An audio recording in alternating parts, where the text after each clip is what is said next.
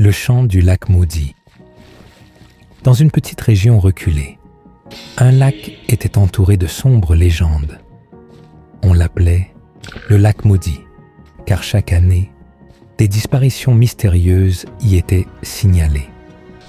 Les anciens du village racontaient qu'à la pleine lune, on pouvait entendre une mélodie douce et envoûtante, un chant capable d'attirer quiconque l'entendait vers les eaux noires.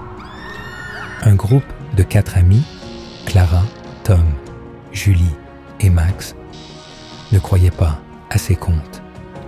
Une nuit de pleine lune, ils décidèrent de camper près du lac pour prouver que tout cela n'était que pure invention. Avec leurs lampes, une caméra et des provisions, ils s'installèrent près de la rive. Vers minuit, alors qu'ils discutaient autour du feu, un son étrange résonna. C'était une voix féminine, douce et mélodieuse, qui semblait provenir du lac. Clara, intriguée, se leva. « Vous entendez ça? C'est magnifique, » dit-elle.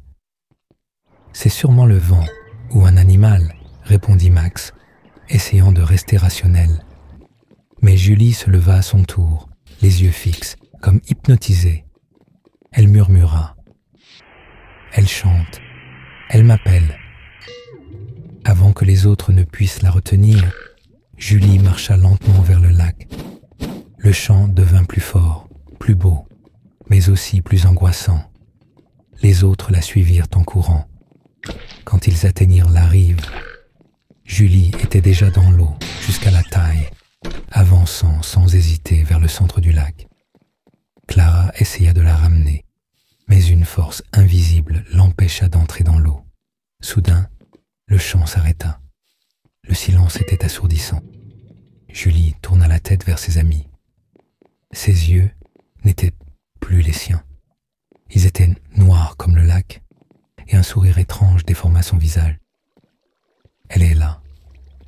Elle veut que vous veniez aussi, » murmura Julie. Puis, elle disparut sous l'eau.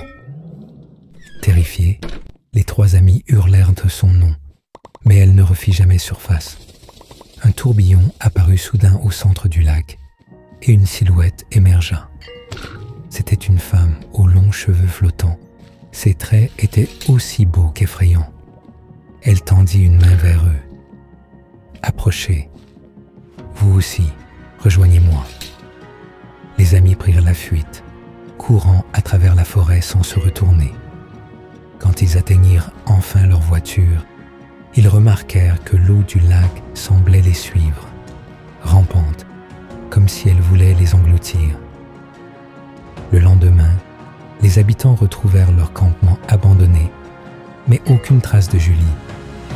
On raconte que son visage s'ajoute désormais à celui des âmes emprisonnées dans les eaux du lac. Et à chaque pleine lune, son chant s'élève, cherchant de nouvelles victimes pour rejoindre les profondeurs.